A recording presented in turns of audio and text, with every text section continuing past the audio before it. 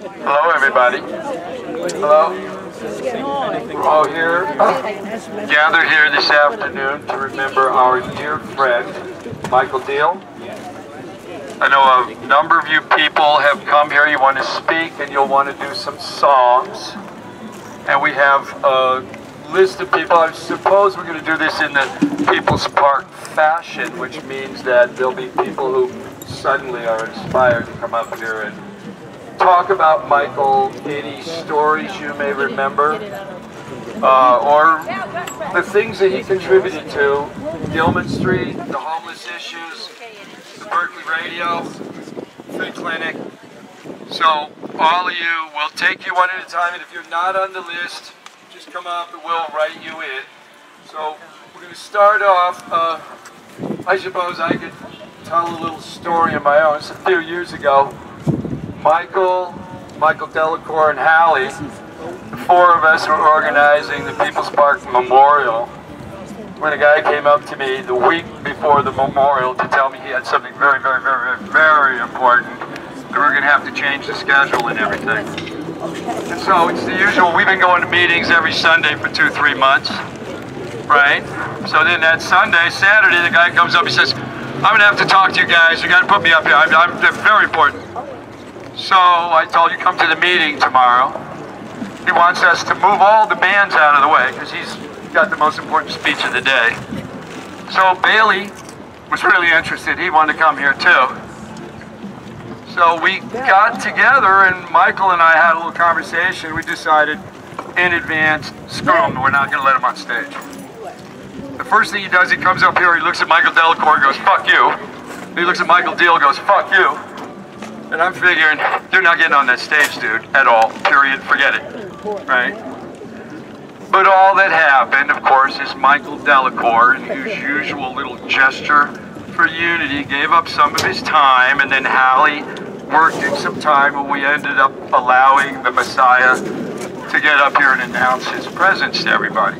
So that's my Michael Diehl story. We meant to not let him on stage, but we got overruled by Hallie and Michael Delacour. So that's it. That's my one little story. We had other conversations I'm not going to talk about because it's about unity on the left. All right. So Steve from Berkeley Liberation Radio. Steve. Here we go. Thank you. Oh, sure. Just pull the trigger. Watch out for the siren. Yeah. I just want to thank everybody for being here. You know, I don't really remember how I ever met Michael, but I knew him from the radio station, and I have a picture of us with Thunder. I'm going to pass around to make sure I get this back, if you please. Oh, I want to see it. You got a memorial for that? Yeah. So, hey, thanks for coming, and that's all I really wanted to say. And I know Michael is rolling those big wheels upstairs somewhere. So, let's all keep him in our hearts and our spirits and the things that we think about every day and our actions, because those always speak louder than words. Thank you. Okay.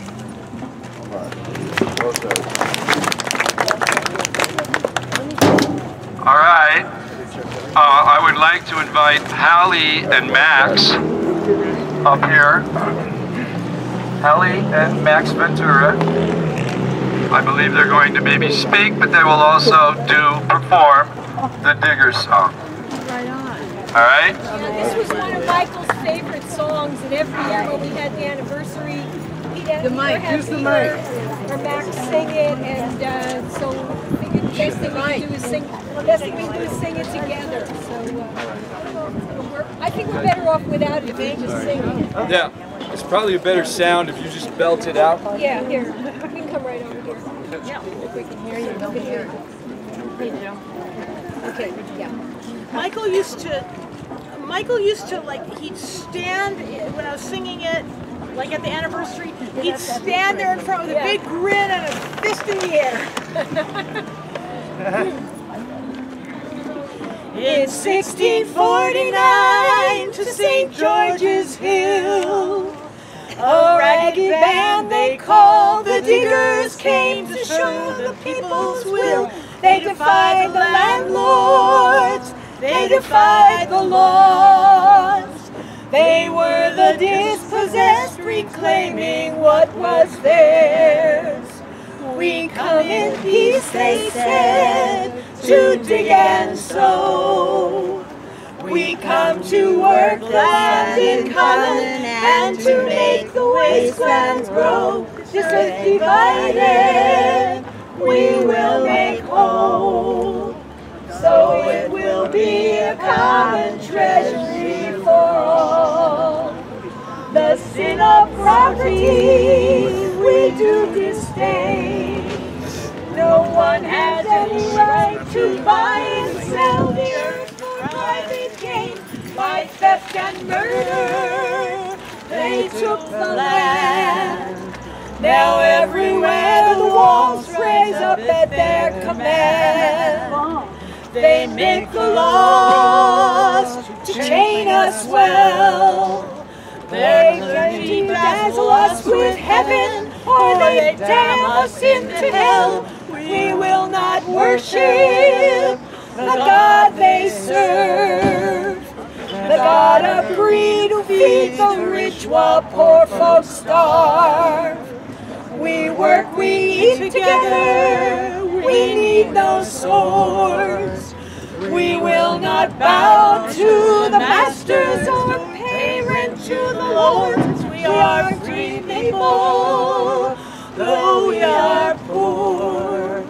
You diggers all stand up for glory, stand up now. From the men of property, the orders came. They sent the hired trim and troopers to wipe out the diggers' claim, tear down their cottages, destroy their corn. They were dispersed, but still their vision lingers on. You poor take courage, you rich take care. No one has any right to buy or sell the earth for private gain. By theft and murder, they took the land. Now everywhere the walls spring up at their command. We work, we eat together, we need no swords. We will not bow to the masters or pay rent to the lords. We are free people, though we are poor. You diggers all stand up for glory, stand up now. You diggers all stand up for glory, stand up now. For Michael. All right.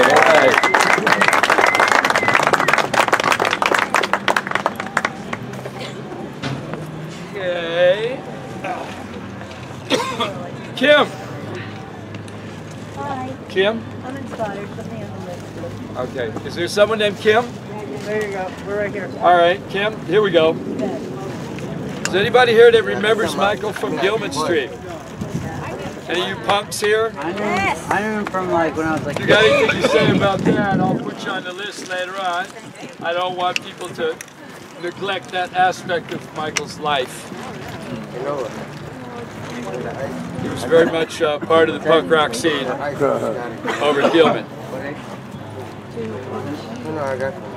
Later on, the Suitcase Clinic, you guys will speak, you people will speak, excuse me. There you go. And Debbie? Oops.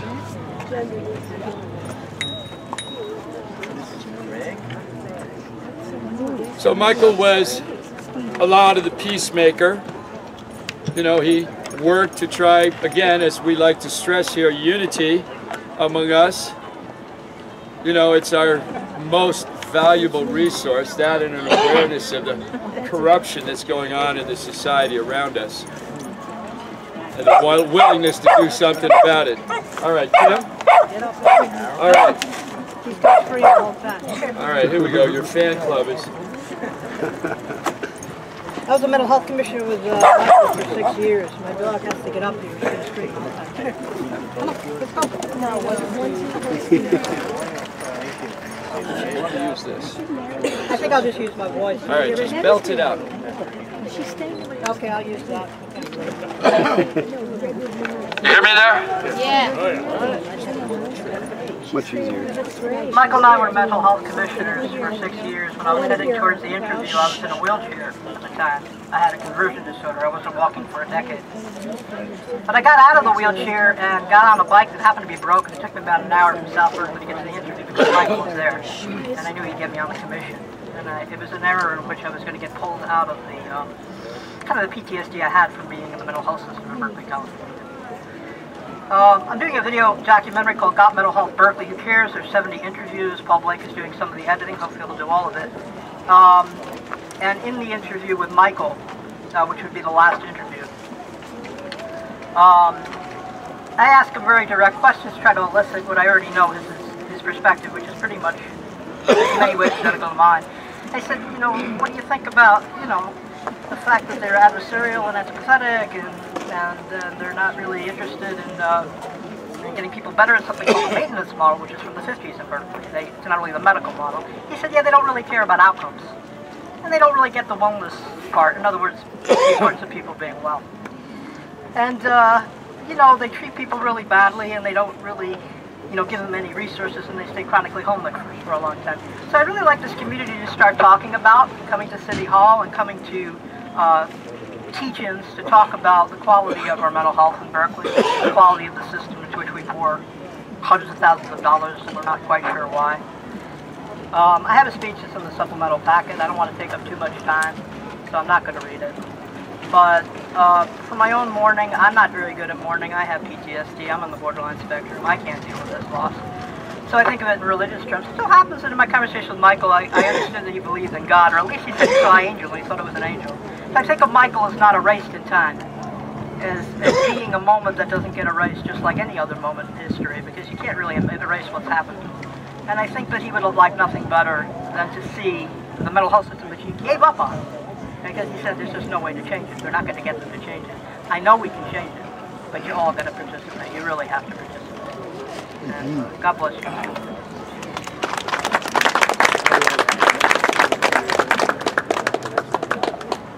All right, a lot of you are familiar with our next speaker. This is Debbie Moore.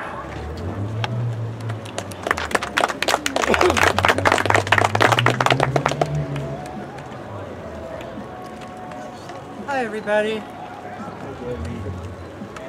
I just want to say I'm so sad that Michael was gone so young from his body. He was a wonderful pagan, loved his body.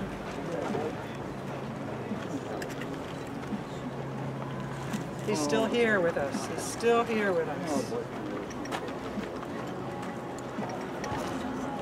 First time I met Michael, he approached me and Marty and Lena.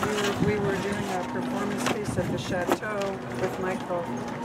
Well, Michael in attendance, he was a person in the audience, and we had come there to encourage Andy Martinez and his girlfriend. And Michael said to me that he came there because someone had told him that I was doing bad art, and this was something he was supposed to write an article about for Frank Moore, my ex-husband, who had sent him there to report on my bad art. So we sort of gently broke the news to Michael that that's actually my ex-husband, and maybe he's just a little worried about me infiltrating into his arena of performance art. But anyway, Michael just rolled right into the performance. Just took off his clothes and bared his soul, as always. And totally related to putting bodies together of all people. We practiced in People's Park because you know, all people were invited into the embrace, and Michael was first and foremost connected to that idea. And he loved communing with nature all through the years that I knew him. You know, he was a part of Explicit Players for, you know, a good decade or more. He would just love to feel the elements. And one of the times that's very memorable to me was when we were putting on makeup backstage and getting ready to come on and do a performance about embracing the sky and holding the land, literally holding this ground with our bodies, getting the whole audience to reach down, and we are holding on to this land with our presence. Well, we walked up, getting ready to do the event, and the police came and surrounded and threatened to arrest us before we even had a chance to do our stage piece. And Michael had a armband that said staff in his park. He came up and I said to the police, don't try doing this here, not now. This is the People's Park anniversary. And Michael said to them, if you move any closer to arresting those Explicit Players, I'm gonna walk up to that microphone and I'm gonna invite everyone in the field to surround you, and there will be a riot. And all we saw was the backs of the police. You know, he loved speaking and making peace many times with events that we were doing. If the police drew near, he would begin to chant guns out of the park and guns out of the park. And he had a million ways of showing that words and communication could level the playing field and cause people to commune with each other. And it breaks my heart for the people that won't be helped physically by Michael's physical work anymore. And I feel we're going to have to be more working in his spirit, you know, taking up his efforts together more than ever. And one of the last things that Michael said to me in recent days, he knew that I was doing a lot of meditating. And he said, well, tell me something about meditation. I want you to turn me on to it, you know. And he said, what about this mantra? Om Mani Padme Hum. And I said, well, Michael, that mantra is a very ancient statement of transformation through dying, from body, out of body, beyond body, and back into body.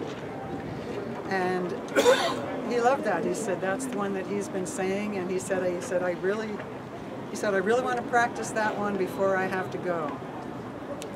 So I feel that if we want to chant that a little bit together, it's a mantra of protection, of mind protection. And I feel that Michael will hear us and we'll feel him. And so I'm just going to start chanting it and see if anybody wants to join in.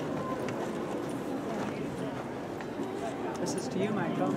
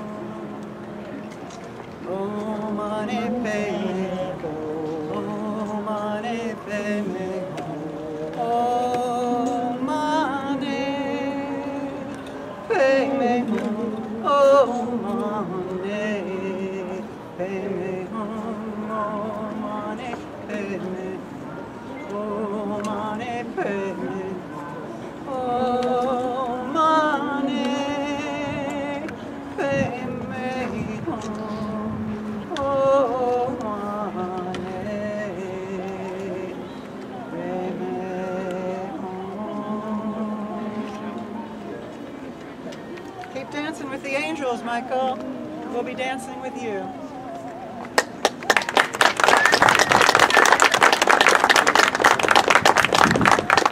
That was Debbie Moore. There's a lot to be said about Michael. He had a kind of a Renaissance man existence here in Berkeley, and he was involved in a lot of different social connections, issues, and places. Right now, Yvette, would you like to come up here and speak? Yvette, you'll talk about Michael. Also, Chris Court. Chris, it may take you a while to get up on the stage, so I just wanted you to know now to come on over to the ramp.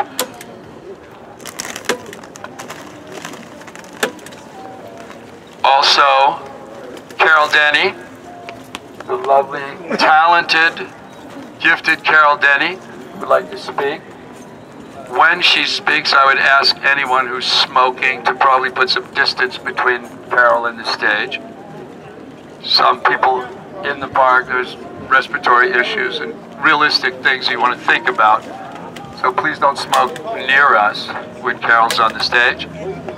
Or for a lot of other people up here too may have respiratory issues. We want to don't smoke near the stage. Carol's coming. All right, here we go, Yvette. Here we go.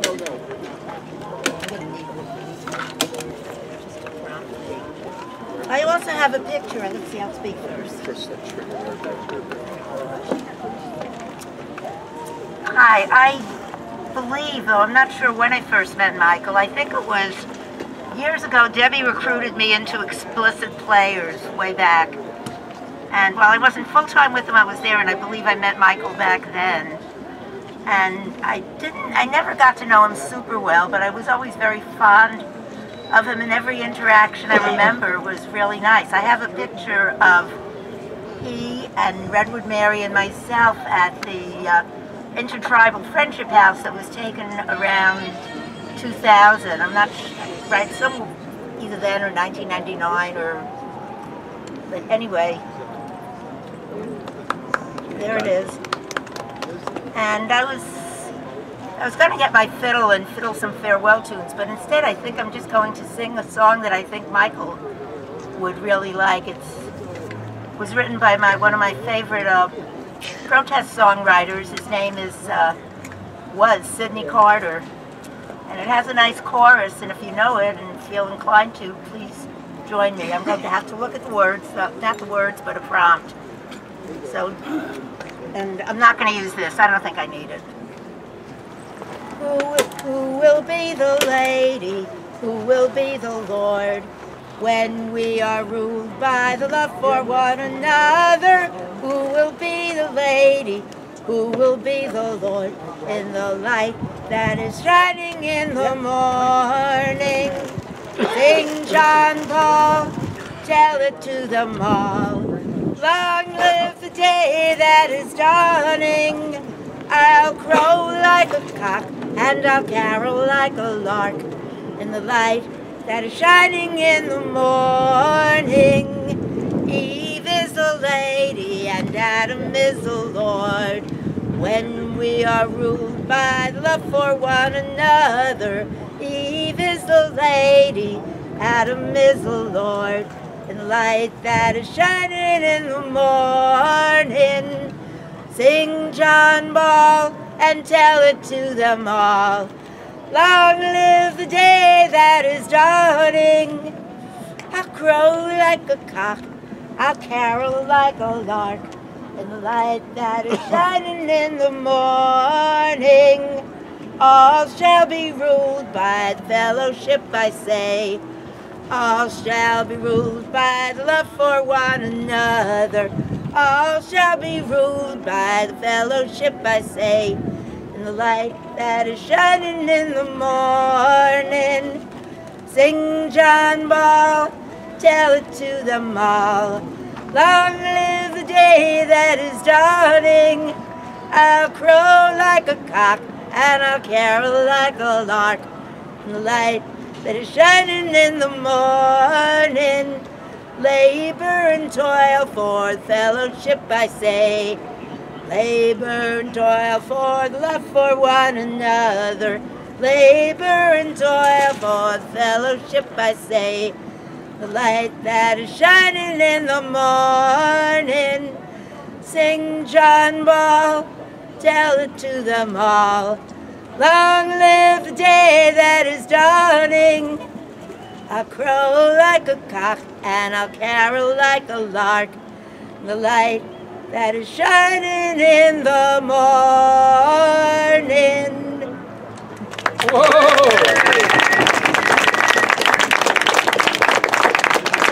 Rest in peace, dear brother. All right, all right.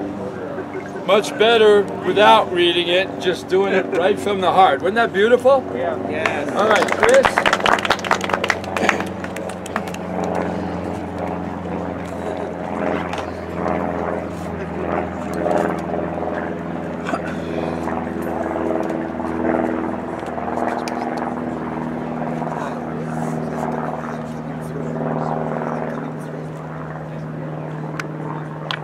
Test.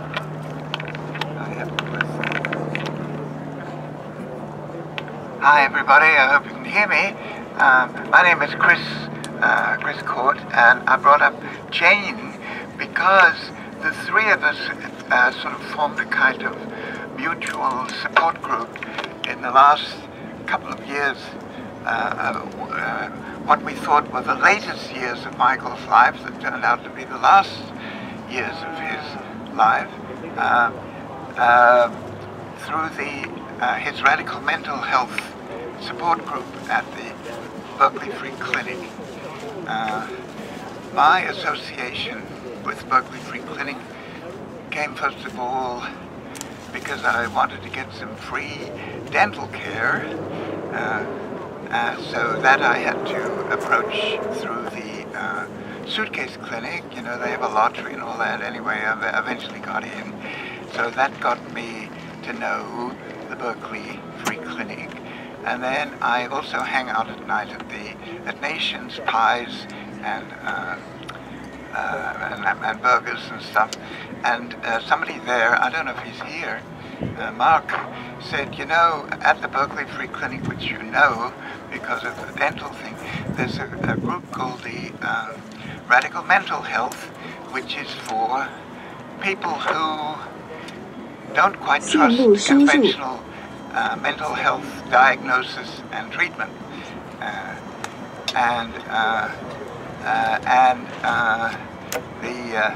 it needs some more people. It's sort of groups. The membership goes up and down, as you know, and it was going down a bit. So I went along and I got Jane to come along too, and so we found that Michael at that point was homeless, and so one way or another we helped him out, but he also helped us out.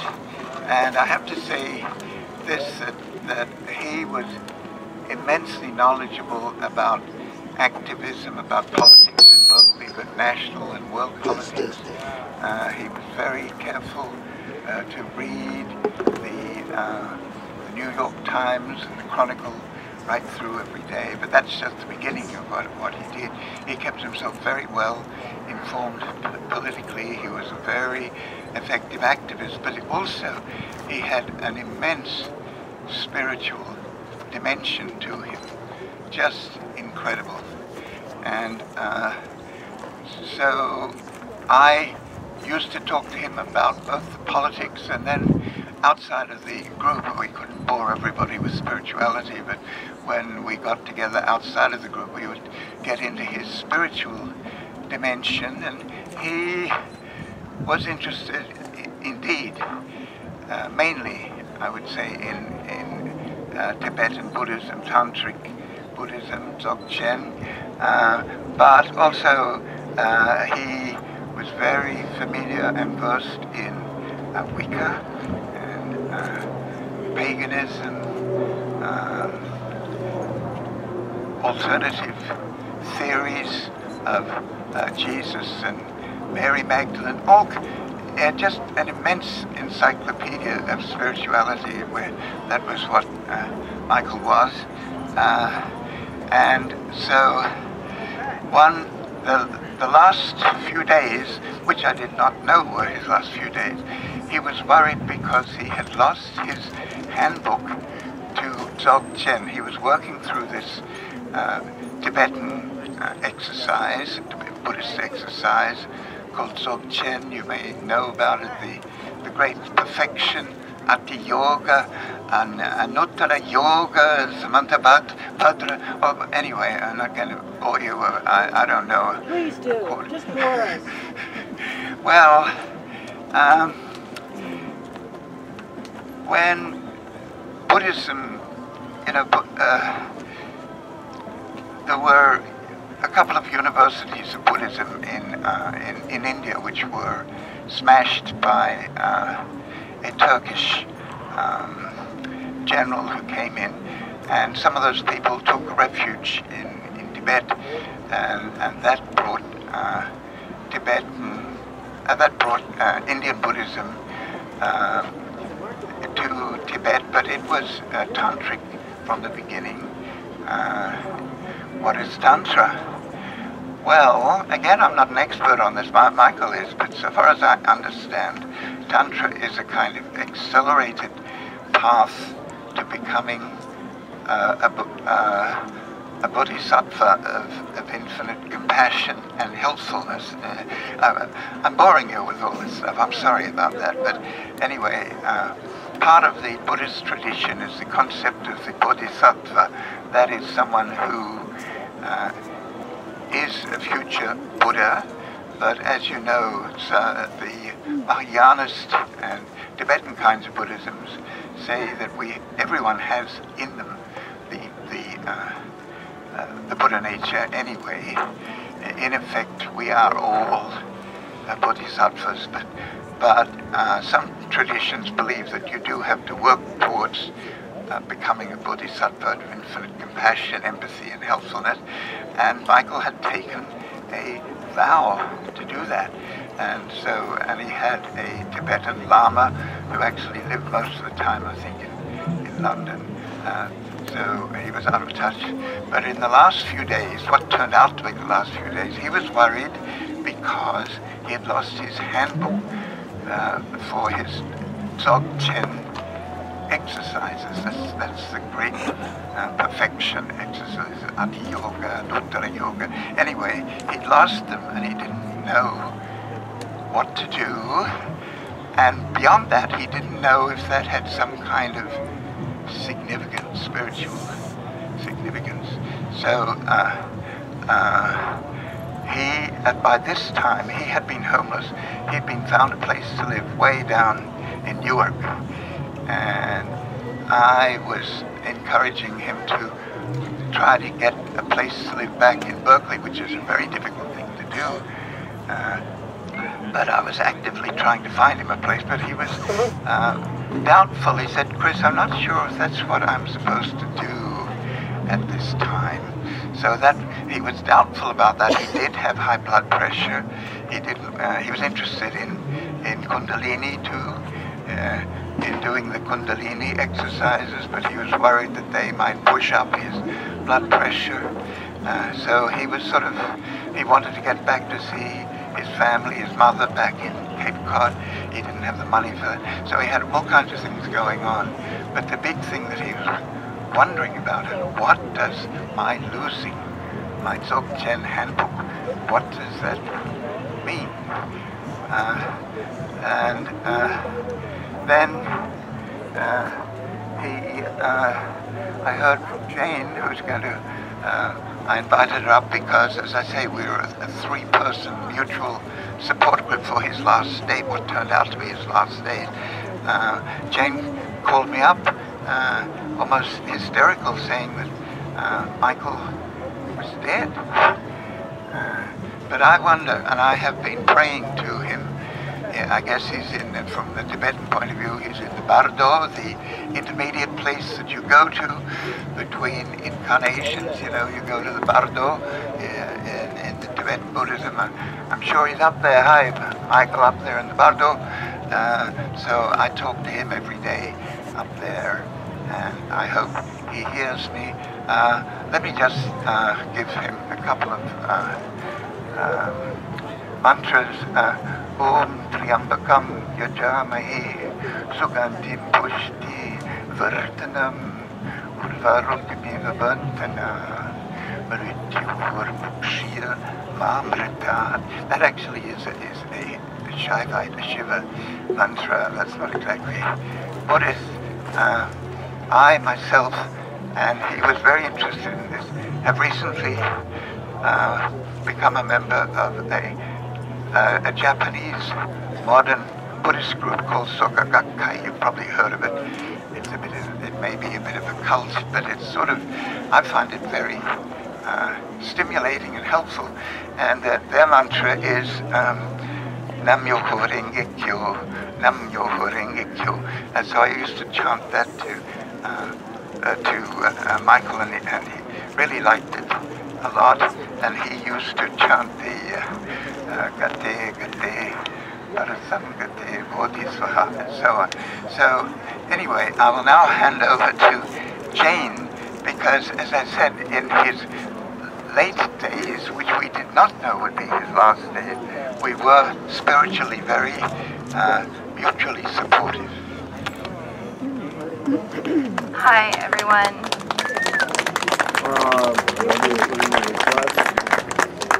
Hi, everyone. Michael was my mentor, and he was a wonderful man. He was my peer counselor. He was caring, he was genuine, he was funny, he was all of the above. And he's going to be greatly missed. And I just wanted to say that we'd like to continue his peer group. It's every Monday from 6:30 to 8:30 at the Berkeley Free Clinic. If you're experiencing mental illness, houselessness, substance abuse, it's a peer counseling group, it's peer-led. So show your support. It's Mondays at 6:30 at the Berkeley Free Clinic. Radical mental health. Excuse me, radical mental health. Also over here we have Rest in Power. We love you, Michael. We'd like you guys to sign. We have markers over here if you'd like to write anything to Michael. So thank you so much.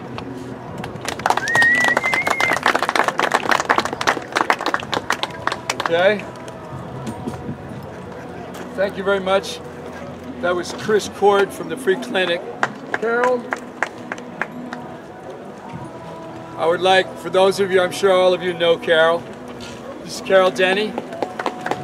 Very talented musician, songwriter, dedicated champion of the homeless and the poor. Carol Denny. No, I don't even need this thing myself. Hello, can you hear that? Here. All right, we can take that. Hello? Oh, this will work. Okay. I'll never forget the first time I met Michael, because it was shortly after the phone rang, about 5 minutes after 8 in the morning, January 9th, 1992, and it was the Superior Court of Oakland saying that I was expected in court the next day. I was being sued by the University of California Regents. And like an idiot, I said, "Oh, thank you so much for calling and letting me know." And I put the phone down. You know, they told me that, like, where to go and everything, and I said, "Thank you," and I put the phone down, and I looked at it and I thought, I wonder what that's about. And then the phone rang again, and it was David Nadell saying, "Did you just get a really strange phone call?" And I said, "Yes, I did." And he goes, "Bob Sparks got one too, and need a ride? I mean, let's go down together." So we went on down the next morning, Friday morning of the 10th, and found out we were accused of speaking up for People's Park. And we were both dedicated to nonviolence. We were being sued for $250,000, and that was just the compensatory damages, and accused of being the key leaders of a violent conspiracy. And as funny as that looked from a distance, if you're sued in civil court, you have to find a lawyer and pay for it all yourself. So we went on down there, and there were like we were working with lawyers to defend the park, so they were flipping through this lengthy accusation against us, and we didn't know what to do, but they figured out that we'd never been technically served. So the lawyers looked at us and said, "Get out of here." And we ran. We ran all the way up to the top of that circular parking lot at the Superior Court of Oakland. It's kind of like a spiral. And beat it out of there, and for a few months we were able to evade being served, because people would come up to People's Park here and say, "Does anybody know who David Nadell is?" And everybody would raise their hand and say, "That's me." Like, "Give me those papers." "Anybody know who Carol Denny is?" And everybody, even the men, would say, "That's me. Give me those papers." And so for a long time, we weren't technically served and had a chance to get our feet under us. But in the meantime, it was Michael Diehl who came up with the idea of having massive amounts of music benefits for us, all on the same night in various locations all over the Bay Area. So the Starry Plow and Ashkenaz and Gilman Street and all over the place, they would raise money for us to try to keep up with the expenses. And I'd never been to Gilman Street. This is 30 years ago. So I went down there, and I'm a folk singer.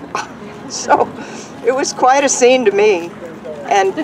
But Michael was the best ambassador for many, many things, including punk music, that you can ever imagine. He was like a gentle magician who could erase any border between any two things that seemed disparate or far away. Wearing the top hat and all of the beautiful array of colorful clothing, he made us feel welcome. You know, I think it was the first time David had ever been to Gilman Street, too.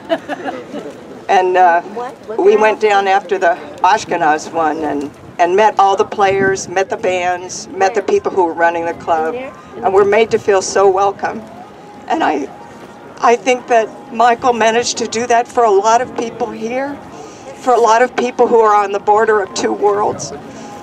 He managed to invite himself in with that beautiful, gentle attitude, invite himself to be in places where other people wouldn't go. And as such, I see him as almost an embodiment of People's Park's most beautiful, most gentle, most welcoming sense of adventure. And I hope as we remember him, we'll carry that with us. It's not something that I connect with as easily as I know he was able to do, but that's how I want to remember him. Thank you. Yes.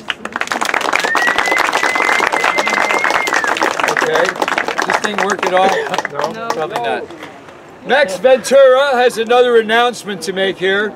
I don't know if I really need this thing. Max? Yeah, try this one here. I just wanted to let people know there are several of us here who are part of Reclaiming Community, Pagan Community, and we are about to celebrate our 40th anniversary of the Spiral Dance, end of the month, the 26th. I've already entered Michael Diehl's name into the list of our beloved dead. His name will be read aloud as people are viewing altars, and I wanted to, it just made me realize I should ask whether anybody here would be interested in building an altar to Michael to have there. I'm the course director. I'll be pulled in 1,000 directions all that day, so I can't do it. But find me and speak to me if you'd be interested, and I can give you more details about that. It'll be Saturday, October 26th. All right. Suitcase Clinic. One of you people want to come over here and speak? Yeah, I can. Here we go. These people are doing a lot of really good work over at that church. And I'm a big fan of theirs, big supporter. All the stuff they're doing is stuff that is way overdue that this city should have been doing 30, 40 years ago. Here you go, Suitcase Clinic. Hello. I just wanted to thank everyone that has shared their memories and their stories so far. It's meant so much to me to hear, and the rest of us here today. I didn't know Michael personally very well, but he was such an inspiration to me and so many of our other students. And every memory I have of him is so beautiful. just so beautiful. I keep thinking every time there was music how he would dance, how he would just give meaning to the world through his dancing, and just the rhythm of the grass and the wind and the sounds, and how he just channeled that. He is such an inspiration, and he touched so many lives. As people have said, he was a man of so much compassion, and I knew him best as Mayor Mike, mayor of the streets of Berkeley, and he touched so many of our clients' lives at Suitcase Clinic, but also our students' lives, and serves as an inspiration for a whole generation of people that want to practice advocacy. And I hope that we can carry on his legacy in some small form, because he inspired so much of what we do in homeless advocacy, mental health, addiction, and his presence will just be very, very missed in our spaces. Yeah, thank you. All right. Every Tuesday night throughout the week, right down here at this Presbyterian church, the Suitcase Clinic is giving people haircuts, shaving, washing your feet, feeding, and there's a whole art and music program in another part of it. You should try it out. You find out they're doing some really good stuff for the homeless, or for those that don't have a whole lot going. Right now, Stu, would you like to come up here and say a few words?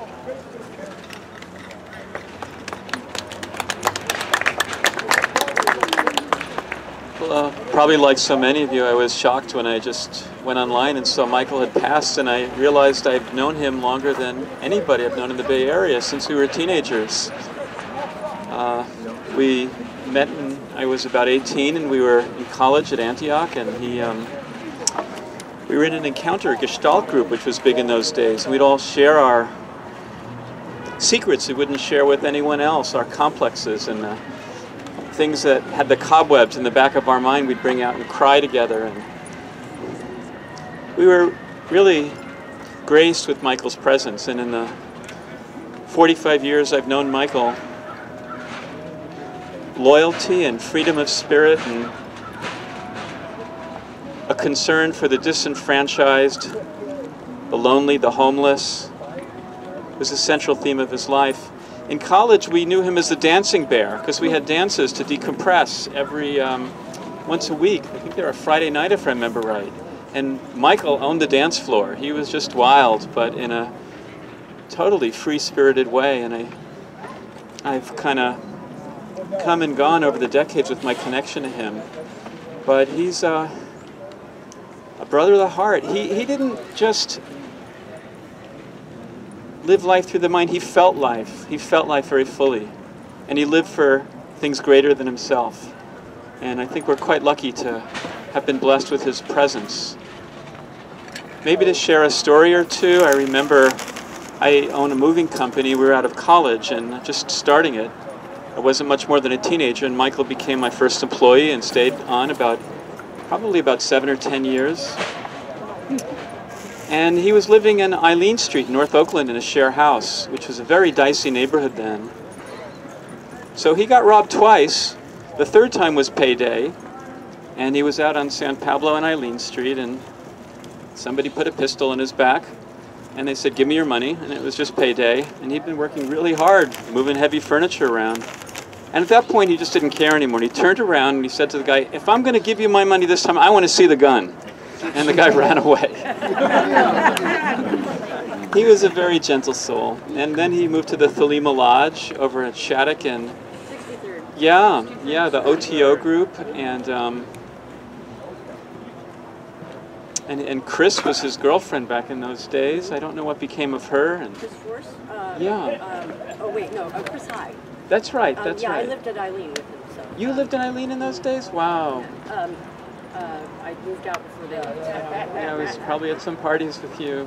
Probably. Yeah. I'll talk to you later. Yeah. but a wonderful and rare human being, a very gentle soul, and he came to this world to live for something greater than himself.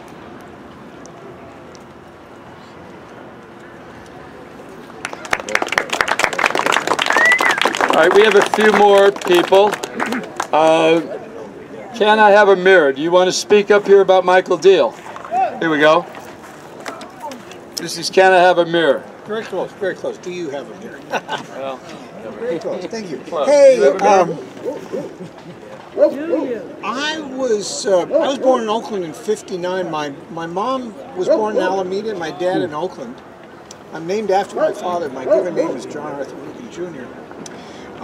My mother, middle of three sisters, was very close to her mother, who had a horrible stroke in 1974. My mother became a hoarder and had mental, emotional problems. I first came to Berkeley as a sophomore. I lived right down the street there at Park and Regent in '79, 10 years after this. I really didn't know about People's Park, but I'd go by that corner every day. I was 9 years old when People's Park was created. In about 2002 or 3, I can't quite remember, I was trying to get my mother some help, and my mom called the police on me. I had to go to court. I went to spend a month in Santa Rita with a public pretender helping me. And I was sentenced to a year of counseling, and so I had to look for a counselor, and I found Michael Diehl at the suitcase cleaner. So I went and saw him for a year. And I can still remember, right this instant, I can clearly remember, at the end of the year, my mother came out in the station wagon. We drove up through that driveway you know, to the south, to the west, right past the Super States Clinic. We went there. I went there with my mom to go see Michael Diehl, the final counsel. And she said, "Are you getting some help?" And I said, "You know, it's nothing professional. It's just like a guy. We just talk." And anyway, long story short, I've lived in Berkeley now for about 30 years continuously. And about in February last year, my mom passed away. And I wanted to talk to Michael, and one day, just randomly, I'm up in the park. He's sitting right there, next to those steps, right next to the People's Park building. I still remember this, and I came up to him, and I was pretty sad. And I'm going to cry right now. Well, anyway, excuse me. And so I said, "Michael, I don't know if you remember, but you gave me a year of counseling back when I was trying to give my mom some help, and she passed away." And it was great to tell him, and we chatted for a few minutes about it. And so, Michael Diehl, wherever you are, thank you very much. Thank you very much. Mr. Running Wolf, do you have anything to say? Oh, yeah. You forgot about Arlene. Yeah. Is there any relatives of Michael here? Any of his family? The other memorial will have it. All right. Here we go. Here we go. Zachary Running Wolf. Yeah. Michael was good-hearted, and that's unfortunate for the city. The city and the university are a whole death cult and control. And if nobody else has said it, I'll say the obvious. I think they killed him. I think they murdered him. First, they kicked him out because of health reasons. He got kicked to the curb, went camping up in the hills, and then they gave him all the way down in Newark. And Michael was street smart, man. He knew these streets. These are more likely to get killed here. So he wasn't somebody that wasn't paying attention. He wasn't, you know, if you know Fremont, Newark, there are 3 lanes, you know, long streets. It's very hard to get hit there. So you can see how the city moved him all the way down there. First they fired him. Then they pushed him all the way down to Newark. And then they ran him over with a car. Yeah, I'll say it. I'll say it. That is our city government, who's connected and hiding the university from nuking the ocean. 400 tons of nuclear waste go into the ocean, pumped in by this satanic abomination. But the good news is, Janet Napolitano, the beast from hell, has resigned. We're starting to see the rats run off the ship. So if we can continue to air Fukushima and the 400 tons of nuclear waste that goes into the ocean daily, and there's 13 whales that popped up dead, this is an abomination. And Michael, unfortunately, was one of the last straws of this horrible ship we call United States of America. And if we can get it together, and Michael, you know, I know he was with us, and he's on the spirit world. There is a spirit world, so he's still with us. But we need to make that move now toward freedom. Out and out freedom. This university has 11,000 too many students. It is a comic strip of an abomination. No, they're not getting this far. And we are, Tree People, are requesting a climbing rope so we can go into that tree and resolve this People's Park issue once and for all. Anyway, I would like to, you know, in good memory of Michael, and he will be on the Good Spirit. I'll lay the tobacco tonight down at Lake Merritt at sundown. But Michael's in the spirit world, and he's with us. Let's get to freedom. Hope.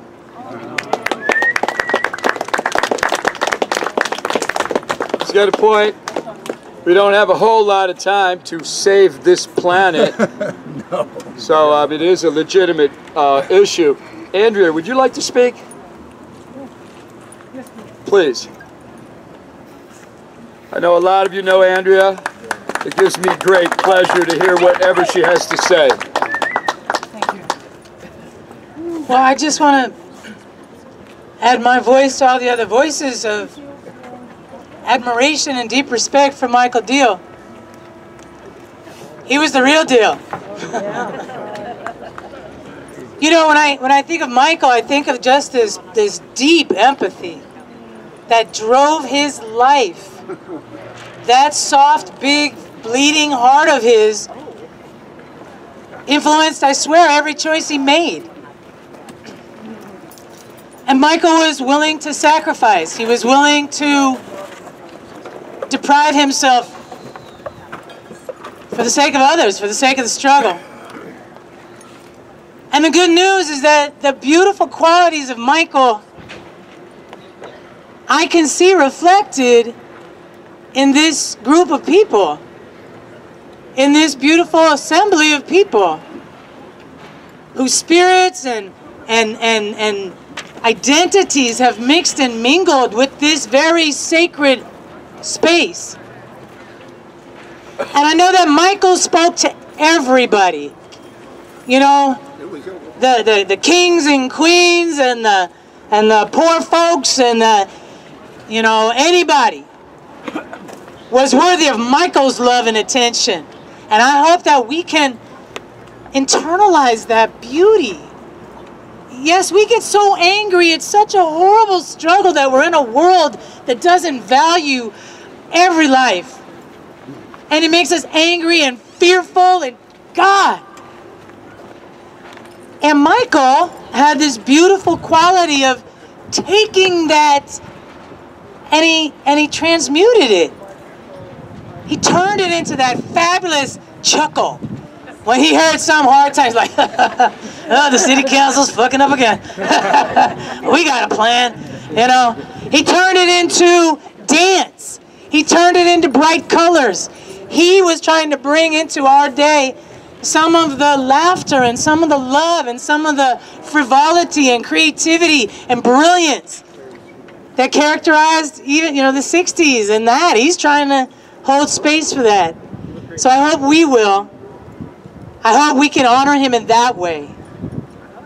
And by how we are with each other. Do we listen? Can we listen and love each other in the same way that Michael was determined to listen to and to love all the people that he came in contact with. So I want to offer this song. This is Ella's song, and yeah, this is Ella's song, and this song is about passing it on. Ella Baker, the civil rights activist, and I know some of y'all know this, so I'm going to ask you to help me out. We who believe in freedom cannot rest. We who believe in freedom cannot rest until it comes. Until the killing of black man, a black mother's son, is as important as the killing of white man, a white mother's son. Come on. We who believe in freedom cannot rest. We who believe in freedom cannot rest until it comes. Passing on to me, young people come first. They have the courage where we fail. And if I can but shed some light as they carry us through the gale, we who believe in freedom cannot rest. We who believe in freedom cannot rest until it comes. Not needing a clutch for power, not needing the light just to shine on me. I need to be one in a number as we stand against tyranny. Come on, we who believe in freedom cannot rest. We who believe in freedom cannot rest until it comes. We who believe in freedom cannot rest. We who believe in freedom cannot rest until it comes. Rest in power, Michael.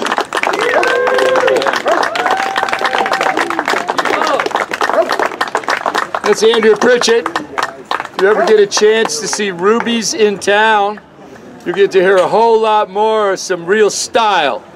So right now I'd like to introduce Aiden and Paul. Is Paul in on this too? Yeah. Aiden and Paul. This is a little dedication to Michael. Here we go.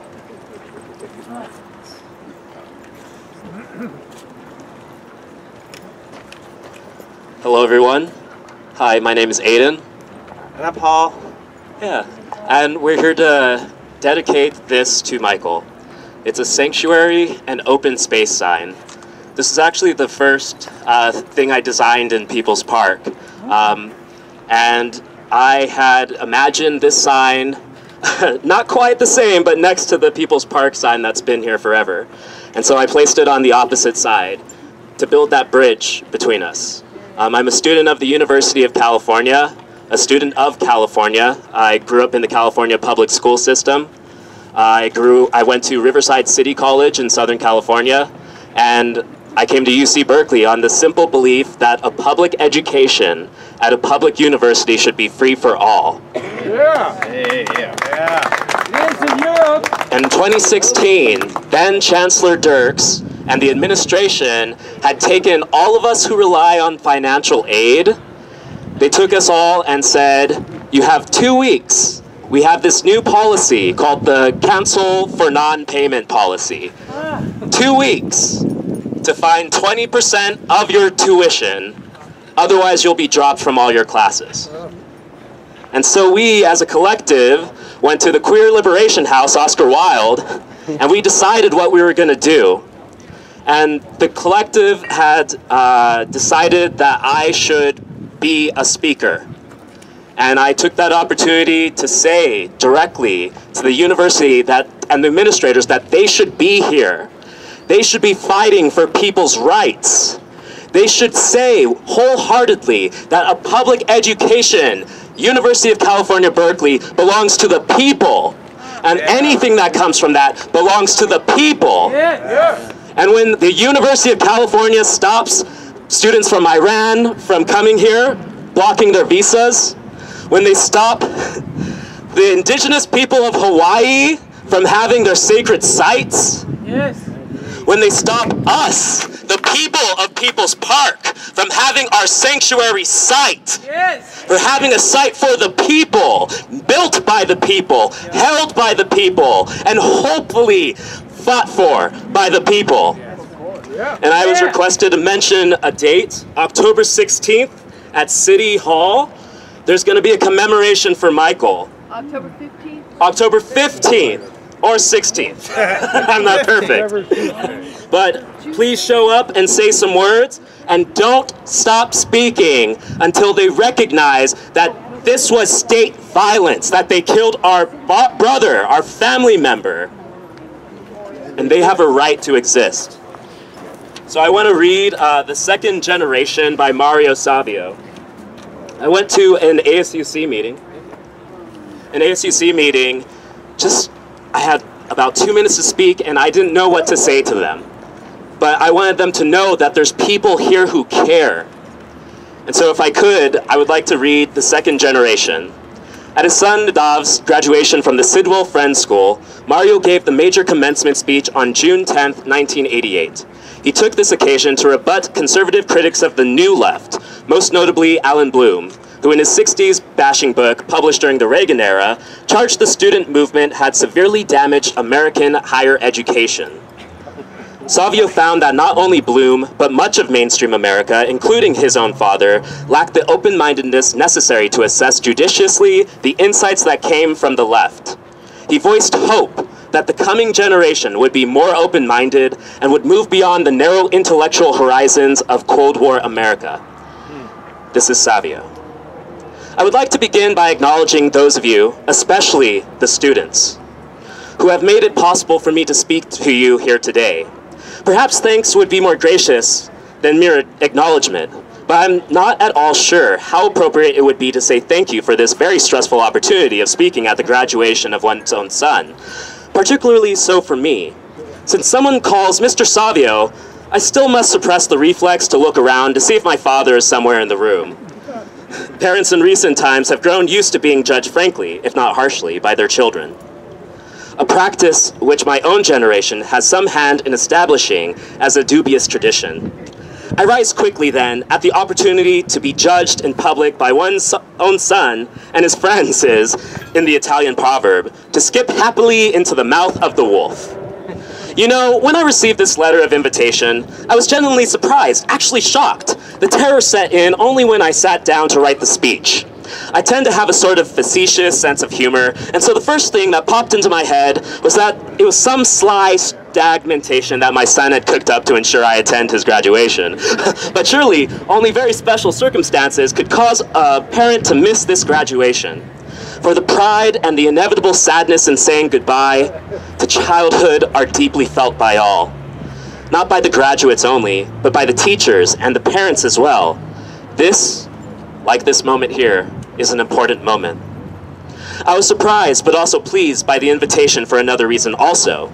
Some of you may have read the so-called Battle of the Books raging now according to the Sunday New York Times on American university campuses, and others may have read Professor Alan Bloom's bestseller, The Closing of the American Mind.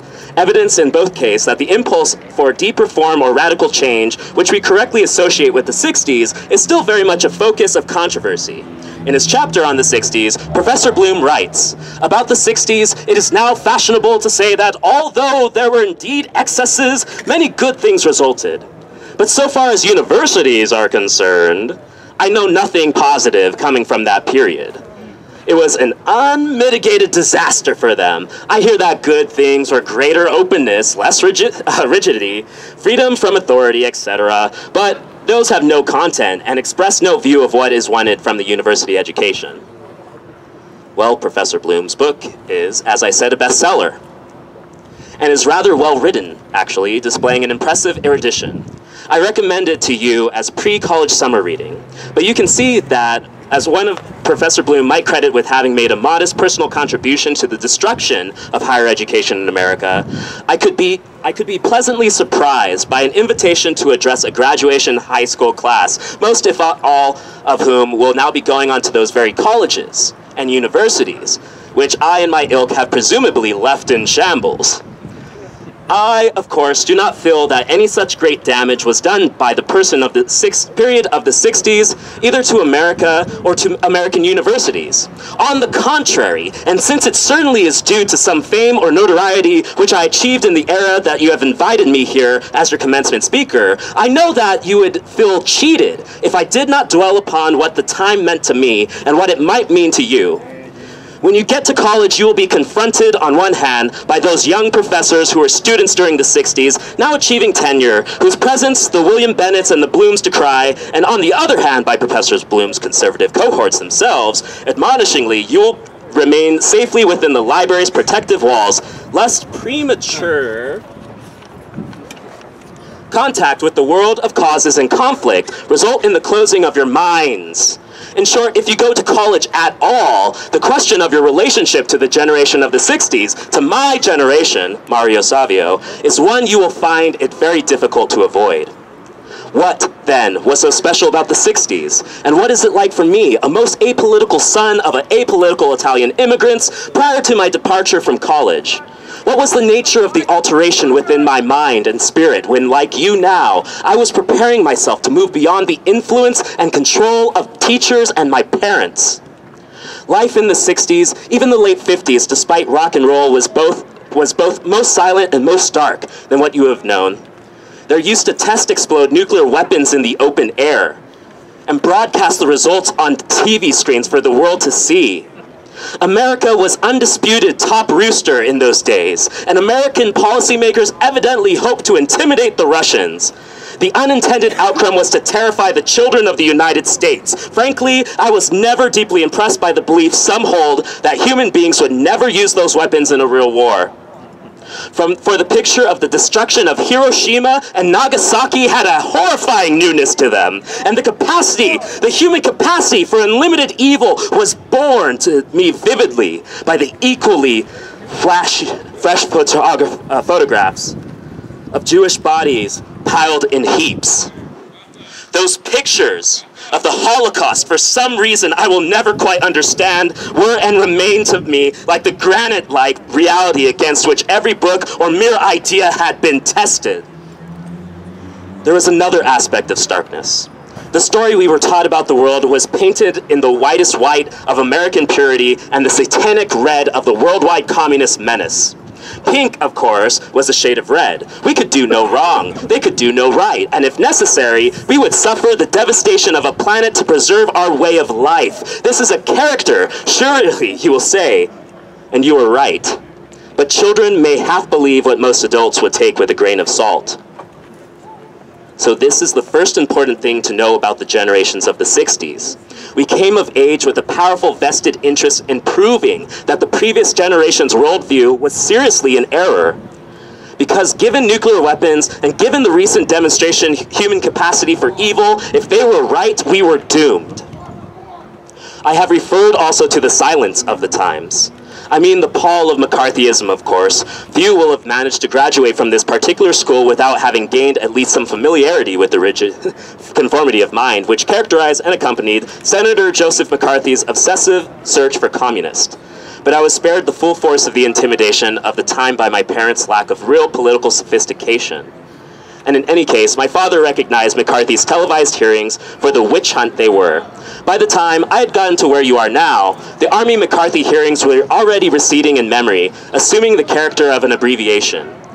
In instance of excessive, if basically well-intentioned zeal, it was even permissible or necessary to question Joseph McCarthy's personal good intentions. But America's motives, unlike those of the Soviet Union, were always presumed good. The rejection of anti-communist hysteria had thus marked the limit of responsible political debate. And in this sense, even I was affected. Let me share with you a personal story. It was sometime during high school, and late on it seems to me, that I took a one-semester course in economics.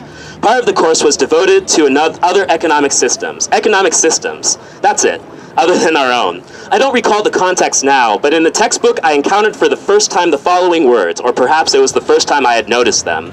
From each according to his ability, to each according to his need. It was religious of sort. I have 2 aunts who are nuns, and under circumstances I might have been a priest. To my naive mind, the beauty of these words was astonishing. It still is now. I could imagine Jesus Christ himself speaking then in the Sermon on the Mount, but these were the words of Karl Marx, the prince of devils, the Antichrist, the ultimate generator of international communism. Just respect for time. Okay. Good point. But where were we then? Something unique. Like immigrants in a new land, we were the most conscious part of the first generation of Americans to be raised from earliest childhood beneath the threat of thermonuclear war. We fought for racial justice. We struggled to halt the craze and cruel carnage that claimed more than 50,000 Americans' lives alone in Vietnam.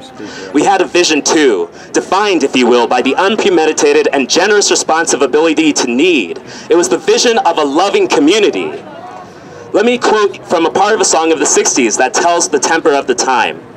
Come on, you people, smile on your brother. Everybody get together, gotta love one another right now. You are our children. We love you. We are proud of you. We are afraid for you, but like all parents, we have high hopes for you also. We are not yet moving from the stage. We still have our work to do, and perhaps we and you may have the opportunity to work together. I have described for you I needed to define myself with respect to my father. My generation needed to define itself with respect to a previous generation of Americans, and you will have to do the same. We place in your hands our hopes and our dreams. We trust your generosity and your good judgment. Thank you. Good luck.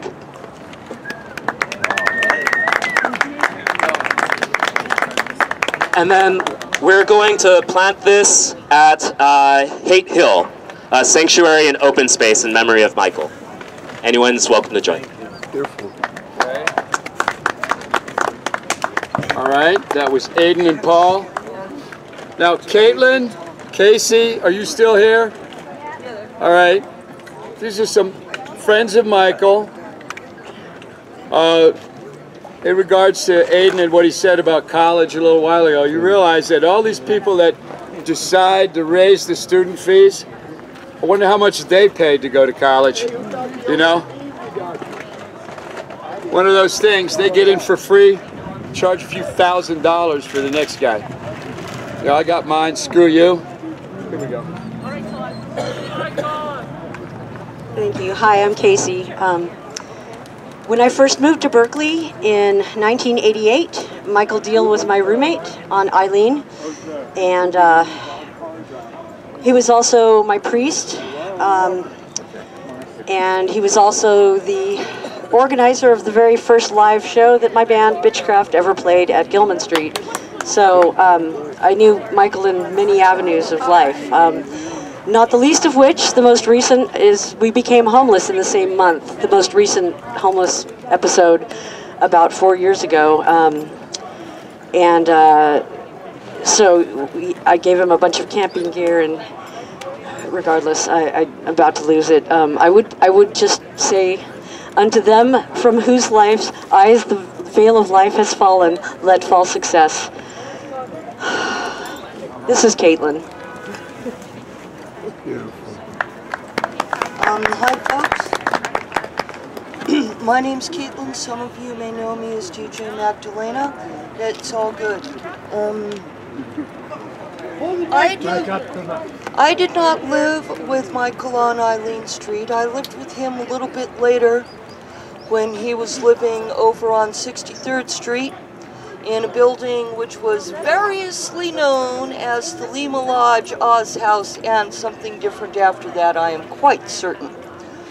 But I would like to tell you a story about visiting him at Eileen Street, because in his 20s, Michael was living there and he had his artist studio going.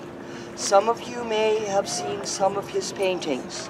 He asked me, would I pose for him? I said, certainly, I'll do that. Just tell me what I need to do. And, you know, he sat me down, arranged me the way he wanted, say, look over that way and don't move. And he went after the painting.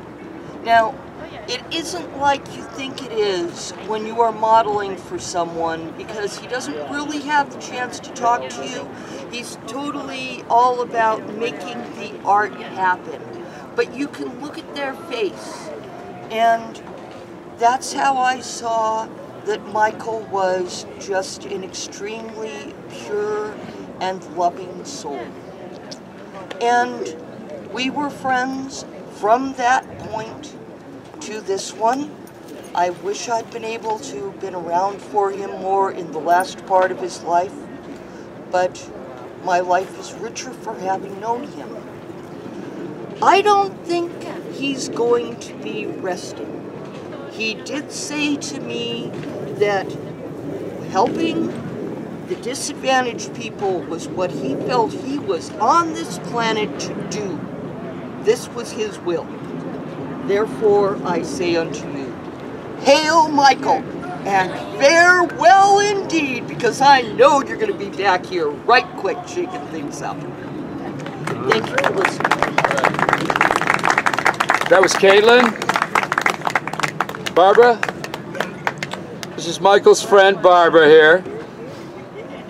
And I believe, Sol, you're going to want to speak? Okay. So here's Barbara. Thank you very much. Some of you may recognize or know me, and some of you might not. My name is Barbara Brust. I founded Considered Homeless 5 years ago, and I sat with Michael when he was involved with the Poor Tour. We were getting raided, and he witnessed me get knocked down, dragged to a paddy wagon, and arrested. Michael was an incredible person, and I know he's watching us, and I know he's proud of us standing here, and he's with us. And I know that this is the memorial Michael would have wanted, which is why I am here. I also want to make sure that everybody is aware of what's happening out on the streets that might not be by People's Park. And I'm speaking for the Where Do We Go campaign that has been started. I know that you guys are being harassed on Monday by BPD. Well, I'm talking about the encampments that are on the east and west side of the freeway on Frontage Road, and they're being hassled by CHP and Caltrans.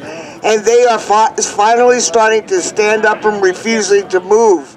They are ready to be arrested. We are trying to get people that will sit with them as well. They are powerful, they are strong, they are empowered, and they are doing it, yes, on their own, but yes, they want our help. So if anybody wants to go down there and talk with them and see what you can do, that would be fabulous. They are scheduled for their displacement sweep, or whatever you call it. We all know basically it's a killer. And they're scheduled for the next 5 days. Chances are it's going to happen Wednesday and Thursday is my guess, because that's been the protocol.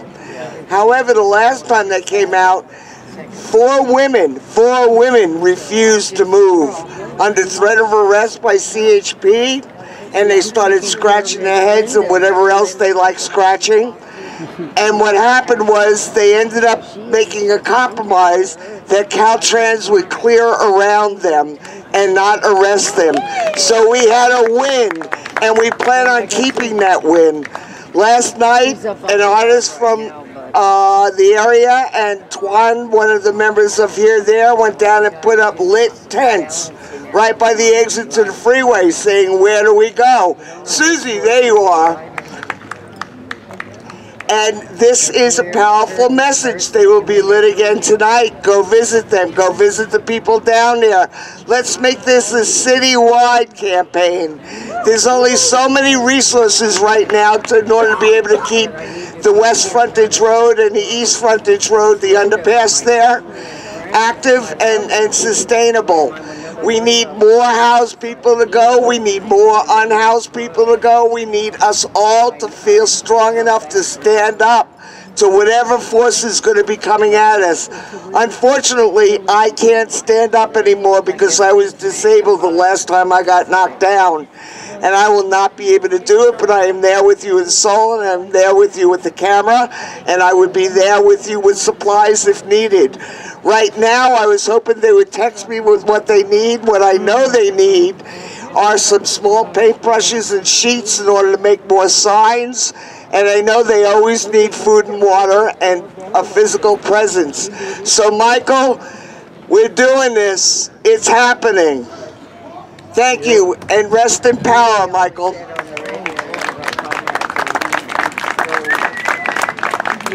Tonight's soup night, by the way, too. All right.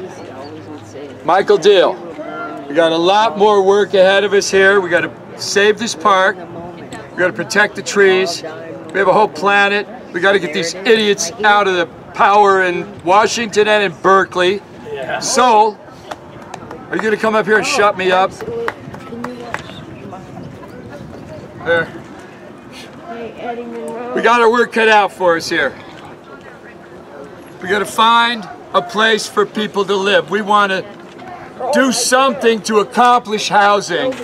Whatever we're going to do, we're going to do something. We're going to act. We're going to expose the beast. Exactly. Meanwhile, we got an environment that's in danger. A whole generation of people that ain't gonna live out their whole lives because we fucked this planet up. So we got our work cut out for us. So, Thank you, Eddie. Yeah. Normally, when I speak, I always start out, I'm so blessed to be here. But not under these circumstances. Wow, I was blown away. I found out on my birthday that my dear brother and comrade of 29 years died, and my sister Elisa and Stormy and that, she was so upset, and we talked that day. But Michael was exceptional, such an eccentric. I loved him deeply. He was also one of the co-founders of Berkeley Liberation Radio with Magdalena and I and Louis, and that's it. So he was really a patriarch in the radio station. He held it together like glue, and that battle, and it still goes on, but was so precious to all of us when it came to free speech, and we were willing to give our lives fighting the FCC. And many times they'd always, Louis' show was after mine. I don't know, maybe 15 years. And I mean, he was before me. But the FCC would be outside with their antennas, and they always waited. Matter of fact, and I got that wrong. His show was after mine. But they always waited for poor Louis to raid the place and shit. And but that meant they were force-fed my show for 3 hours. Hey. But Michael, oh my gosh, what he gave to life and all human beings. His air and his breath from the moment Michael was born was the service of the downtrodden, the houseless, for the people. He gave his life so many times. We had battles here in the 90s a lot of people don't talk about. I had 8 stitches off that battle in my head, and I just loved him. I admired him, but I'm sad, and I feel like there's going to be a void in my life with Michael. I wanted to say this one joint and spit it out for you, for Michael, that I wrote years ago. It's called When Souls Touch. 2 souls touching are like drops of rain, slowly sliding down a window pane. They suddenly meet side by side, inching their way down for the ending ride. Some hit rough edges but must go on, both souls knowing they must remain strong. When soon the end is near and they'll each hit the bottom and both disappear. That's what Michael did, disappear. This park means so much to me.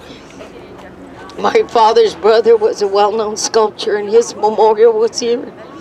I'm hoping that when I go to the other side, that it's still here, so my memorial could be here with all my brothers and sisters of so many years, decades, that I'm looking at now.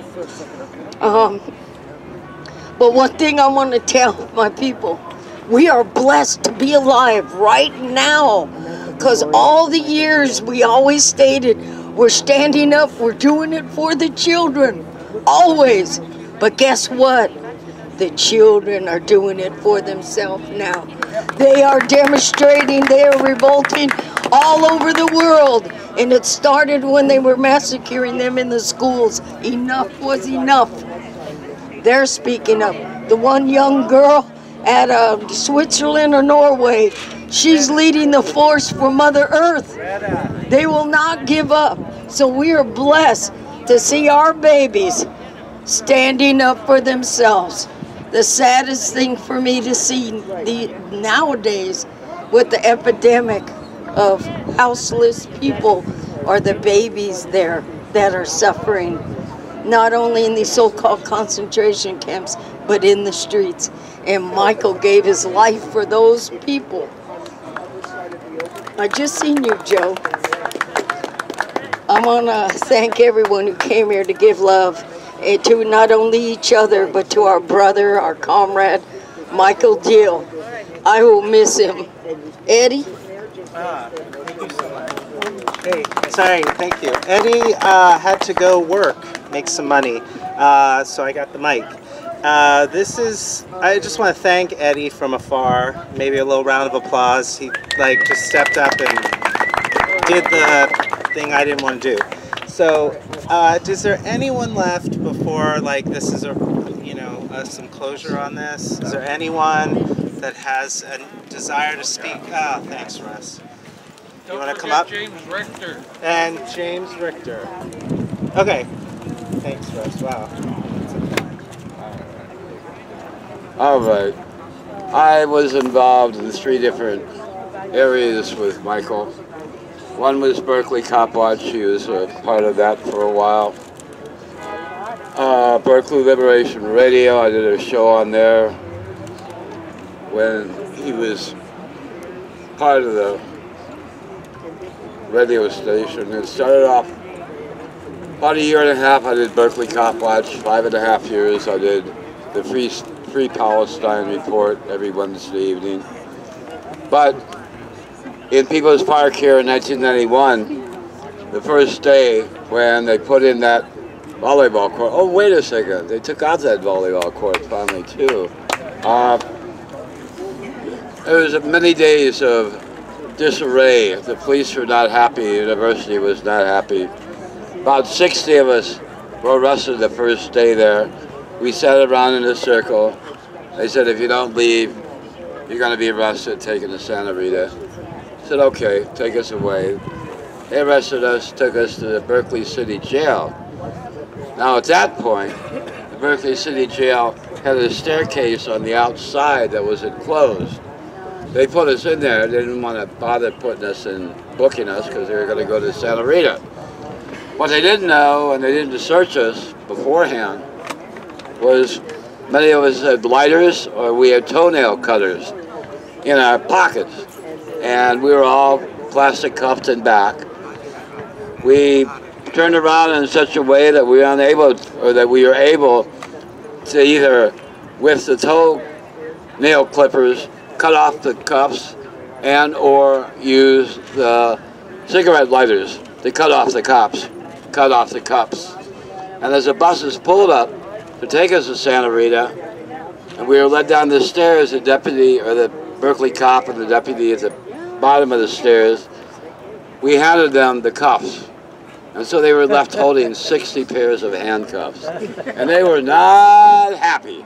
But it was almost as fun as being in Santa Rita, having the bologna sandwiches. You throw it up to the ceiling, and when people would walk through there, it would fall down on them.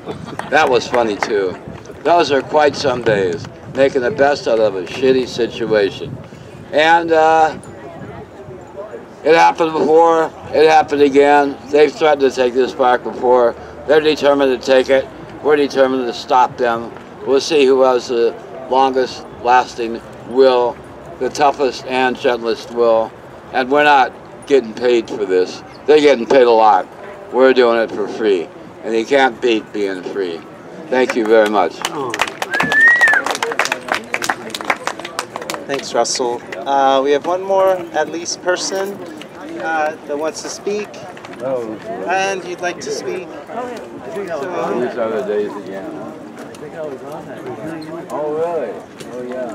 Ah, it works. Well, hello, can you hear me? Is it? I know I've already spoken, but there are a few things about Michael that I haven't heard said yet. One thing is that his effects, his property, it's down there, or it's with someone who is looking after it right now. You know, he was a painter, and there are a lot of his works of art. And incidentally, I don't know if this has been said, he has a sister in San Francisco who's a notable artist as well. He was, all right, so one problem, or one question is, what is going to happen to Michael's effects? His stuff, he already lost a lot of stuff when he became homeless. He had a lot of classic LPs and classic rock and all that stuff. And then something else I'd like to say, that he managed to integrate all the parts of his life.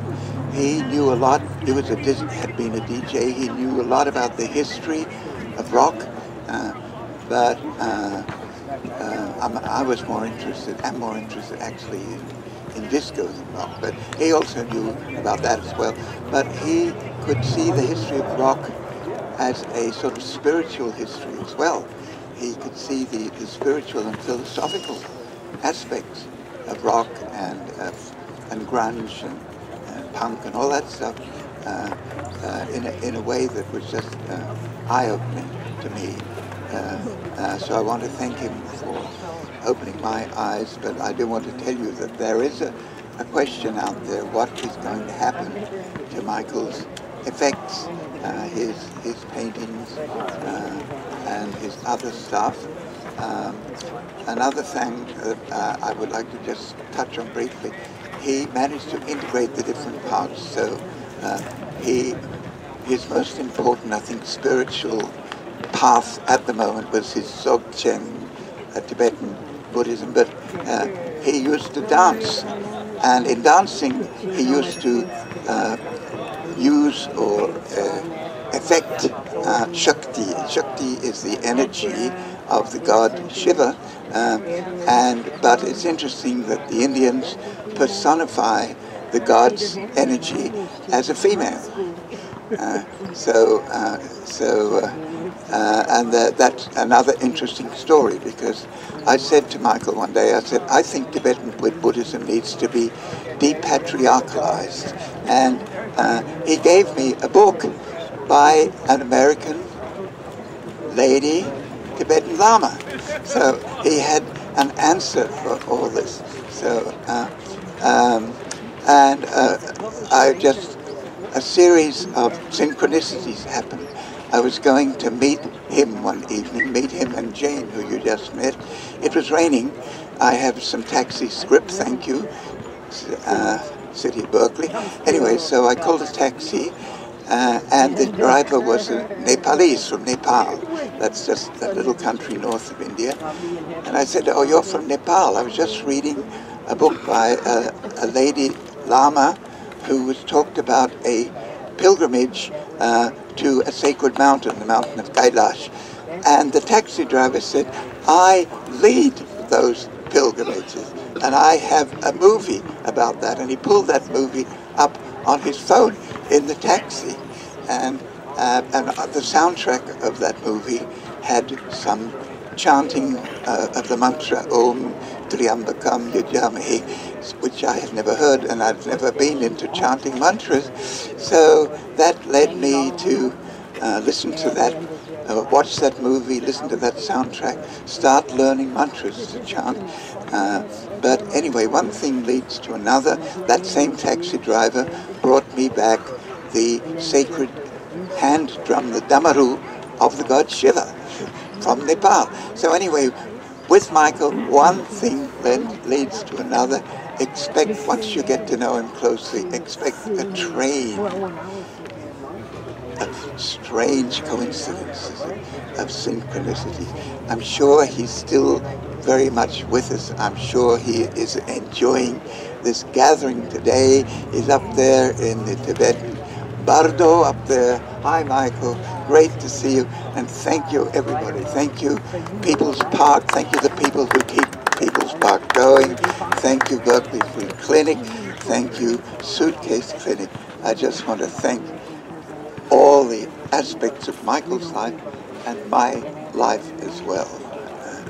I'm sure he thought that his life was wonderful, and I think that this is wonderful, and I feel, although I'm old and getting older, I feel my life is wonderful and getting better every day, and part of it is this wonderful event. Yes, it's sad, but it's also joyous. Thank you very much.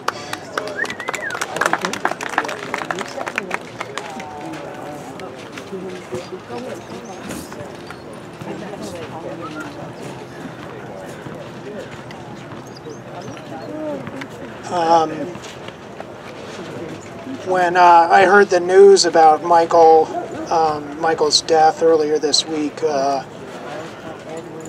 my friend Elisa had called me in the morning and told me about the bad news. And it took me a couple of days, but I said, oh, we should do a memorial in People's Park, like after the People's Park meeting. And I kind of just put it out there. Michael loved the park, and it's what sort of this gathering illustrates to me is how important the park is to all of us and to this whole community. And Michael totally recognized how important the park was as a place for us to gather and do things like this. We didn't get a permit. This is just happened on the fly. And I was talking with Andrea earlier because there are so many people here that I love so much. And it was nice to see them all gathered here. And it's an illustration also of how many beautiful people that Michael touched in the long time that he lived in Berkeley. It's everybody here, if you put it all together, you might be able to get some of his history here. But we know he's still there. He's watching us, and so we're here for you, Michael.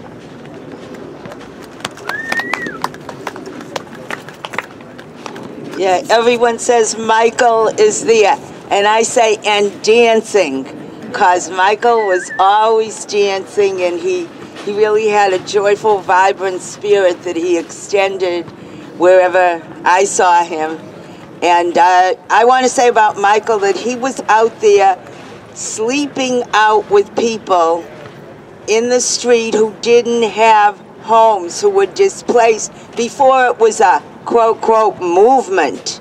Michael took it up and he stood up with folks, and he talked to people who were in the street, and he also was counseling at the free clinic, but not in the traditional method, but in ways that people could connect with each other and open up. And he put himself forward as a person of joy in dancing and of service to other people and beings. And I want to respect and just share appreciation for Michael's giving and his presence and his joy that he brought forward to everyone. Thank you.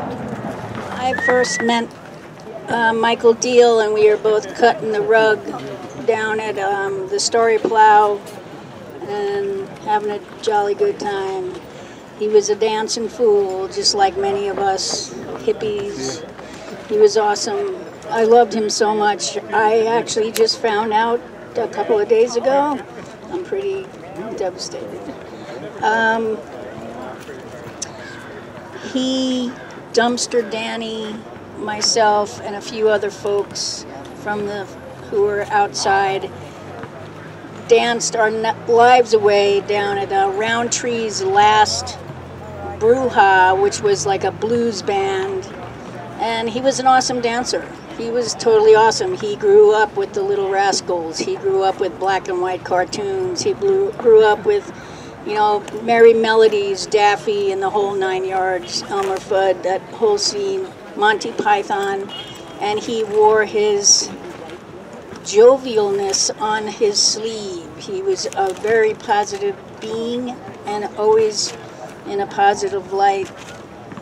He carried that with his presence. Another point in time when I lived over here, I had my roost on Telegraph. We crossed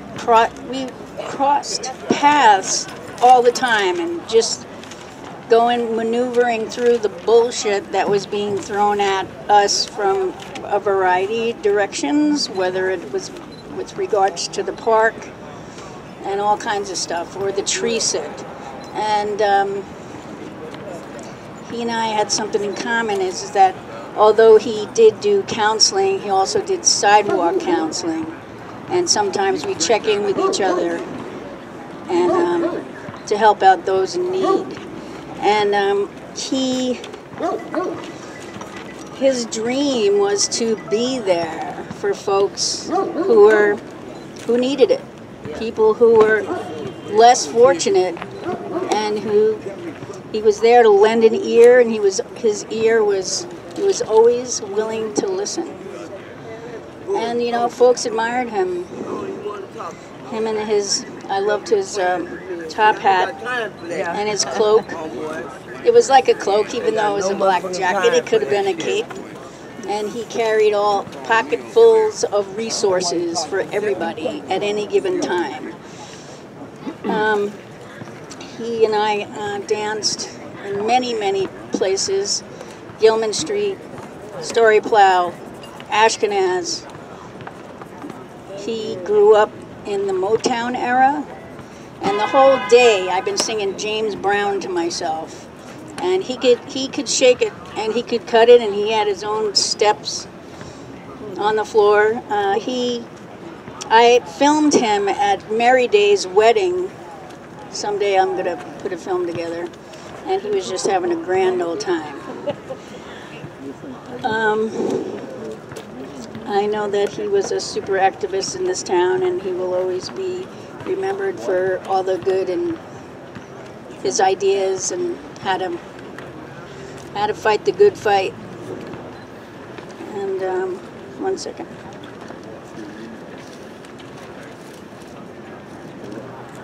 Anyway, his top hat, I loved it. Let's see. I just have a lot of memories, and I haven't actually put it all down yet. But thank you, and Michael, you are awesome, and we're going to keep up the fight.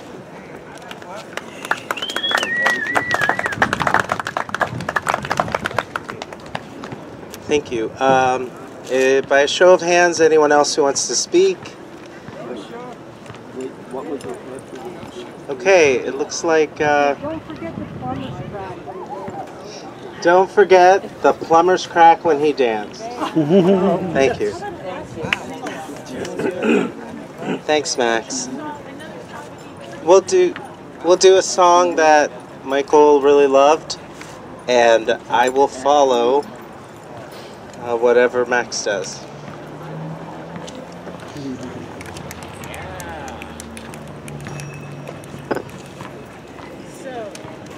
This will work best if you all sing along. It's called Sit Down, from Flint, Michigan in 1937. This is by a labor attorney, Maurice Sugar. When they tie the can to a Union man, sit down, sit down. When they give him the sack, they'll take him back. Sit down, sit down. Sit down, just take a seat. Sit down and rest your feet. Sit down, you've got 'em beat. Sit down, sit down. When they smile and say no raise in pay, sit down, sit down. When you want the boss to come across, sit down, sit down.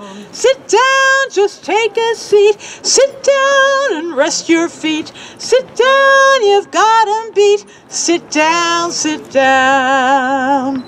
When the speed up comes, just twiddle your thumbs. Sit down, sit down. When you want to know they'd better go slow, sit down, sit down.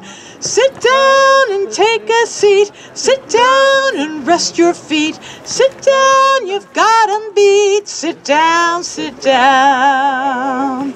When the boss won't talk, don't take a walk. Sit down, sit down. When the boss sees that, he'll want a little chat. Sit down, sit down. Sit down, just take a seat. Sit down and rest your feet. Sit down, you've got 'em beat. Sit down, sit down.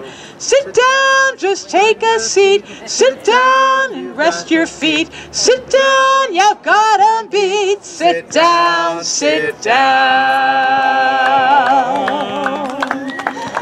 He loved that. When I sang that at the park, he was dancing and dancing and, you know his smile. That's the end. Yay.